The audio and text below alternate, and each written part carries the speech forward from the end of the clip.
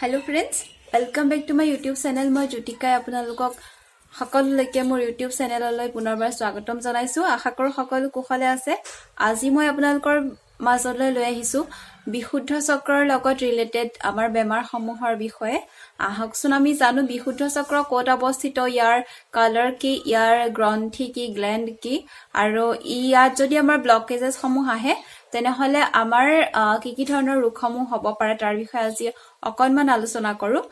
তাৰ আগতে জানো আমাৰ বিশুদ্ধ চক্ৰ ক'ত অৱস্থিত। বিশুদ্ধ চক্ৰ আমাৰ ইয়াত আমাৰ ডিঙিত অৱস্থিত আৰু বিশুদ্ধ চক্ৰৰ ৰং হৈছে আমাৰ পাতল আকাশী নীলা। আৰু ইয়াত আমাৰ ইয়াতেই যিটো আমাৰ নাদ বুলি কোৱা হয়, স্বৰ নাদ, আমাৰ মানে সপ্তস্বৰ সা ৰে গা মা পা ধা নি সা, এই সপ্তস্বৰ আমাৰ বিশুদ্ধ চক্ৰতে অৱস্থিত।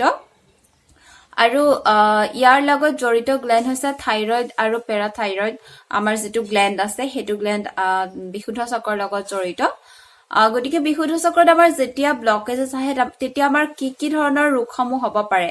আমাৰ বিশুদ্ধ চক্ৰৰ লগত জড়িত ৰোগসমূহ, ডিঙিৰ লগত জড়িত আমাৰ যিকোনো ৰোগ হ'ব পাৰে। আপোনাৰ মাত বহি যাব পাৰে, আপুনি এজমা ৰোগত মানে এষ্টামা ৰোগত ভুগিব পাৰে, কফ হ'ব পাৰে, লাংছৰ প্ৰব্লেম হ'ব পাৰে, আপোনাৰ থাইৰয়ড বেছি হ'ব পাৰে বা থাইৰয়ড কম হ'ব পাৰে। থাইৰয়ডটো আমাৰ মানে বেলেঞ্চত নাথাকে। আৰু ইয়াৰ লগতে আমাৰ ডিঙিৰ বিষ হ'ব পাৰে, গলধনৰ লগত জড়িত ৰোগসমূহ হ'ব পাৰে। তাৰ লগতে আমাৰ কাণৰ প্ৰব্লেম হ'ব পাৰে, কাণত এটা যিটো গুমগুমনি শব্দ আহি থাকে সেই ধৰণৰ আমাৰ কাণৰ প্ৰব্লেমসমূহ হ'ব পাৰে। ইয়াৰ লগতে আপোনাৰ আমাৰ যিবিলাক ভাৱনাত্মক ৰোগ, সেই ভাৱনাত্মক ৰোগবিলাক কি হ'ব পাৰে, আপুনি নিজকে মানে এক্সপ্ৰেছ কৰিব নোৱাৰিব পাৰে। আপুনি কাৰোবাক কিবা ক'ব গৈ আছে, সেই কথাসমূহ ভালকে ক'ব নোৱাৰিব, আপোনাৰ ডিপ্ৰেছনৰ প্ৰব্লেম আহিব, আপুনি নিজক খুব ভালদৰে প্ৰকাশ কৰিব নোৱাৰিব। হয়তো আপুনি বহুত কথা জানে বা আপুনি বহুত মানুহৰ আগত আপুনি ভাষণ দিব পৰা নাইকিয়া বা নিজৰ কথাখিনি ভালদৰে প্ৰকাশ কৰিব পৰা নাই।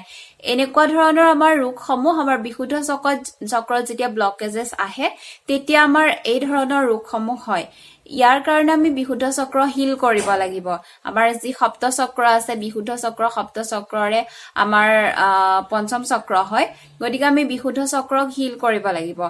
যেতিয়াই আপুনি বিশুদ্ধ চক্ৰ হিল কৰিব তেতিয়া তাৰ ব্লকেজেছ সমূহ নাইকিয়া হ'ব, আৰু নাইকিয়া হোৱাৰ ফলত আপোনাৰ এনেধৰণৰ সমস্যাসমূহ আমাৰ নোহোৱা হৈ পৰিব।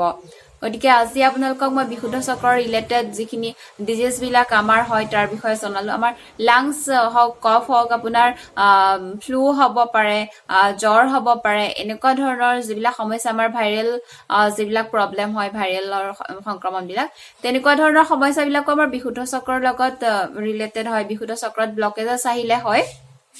গতিকে বিশুদ্ধ চক্ৰ মানে হিল কৰিবৰ কাৰণে কি কৰিব, তাৰ কাৰণে আপোনালোকে ৰেকি কৰিবই লাগিব, যিটো আমাৰ নেচাৰেল থেৰাপি হয়।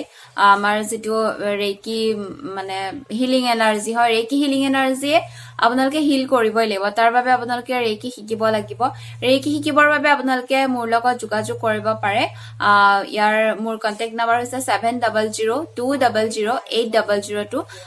অনলাইন ৰেকি শিকোৱা হয়, এঞ্জেল থেৰাপি শিকোৱা হয়, কৰোণা ৰেকি শিকোৱা হয়। গতিকে তাৰ বাবে আপোনালোকে কন্টেক্ট কৰিব পাৰে আগ্ৰহীসকলে শিকিবৰ কাৰণে। তো আজি ইমানখিনি আছিলে বিশুদ্ধ চক্ৰৰ লগত আমাৰ ৰিলেটেড ডিজিজসমূহ। আৰু ইয়াৰ পিছত মই বাকী কেইটা চক্ৰৰ লগত ৰিলেটেড ডিজিজসমূহৰ বিষয়ে আপোনালোকক জনাম। আজিলৈ ইমানখিনি আছিলে। বাই।